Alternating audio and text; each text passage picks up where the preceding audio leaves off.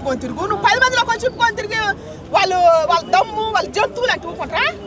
వాళ్ళు అసలు జంతువులు ఎట్ట అవుతారు? నువ్వు చూపెట్టాను వాళ్ళు చూస్తారు.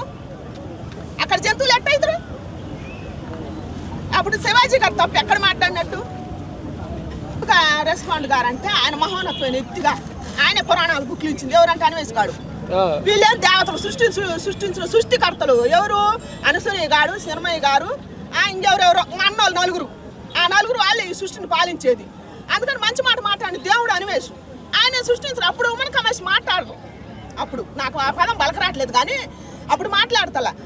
దేవతని సీతాదేవి గారి గురించి తీసుకొచ్చిన మరి ఆయన కూడా ఆడవాళ్ళ గురించి మాట్లాడింది. అప్పుడు హీరోల గురించి ఒక పుచ్చకాయని వాడు సన్నాసి అదవాసలు మాట్లాడకూడదు కానీ ఒక పుచ్చకాయ నాను ఒక అదేంటి కీరా దోసకాయ పెట్టి ఆడదాన్ని అంగాన్ని చూపించుకుంటా వాడు అట్టాడి చెడిపోకినాడు గురించి వాడి గురించి మాట్లాడరు. అసలుకి వాడిని కదా తన్నాల్సింది చెప్పుతో ఈడ్చిడ్చి.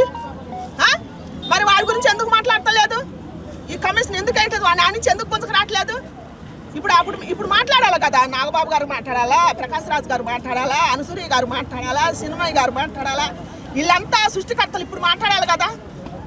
వాడు అసలు ఏం చూపించిండు? కిరాదాస్కానాను పుచ్చకాయ ముక్కని ఒక రంధ్రం పెట్టి ఏం చూపించిండు?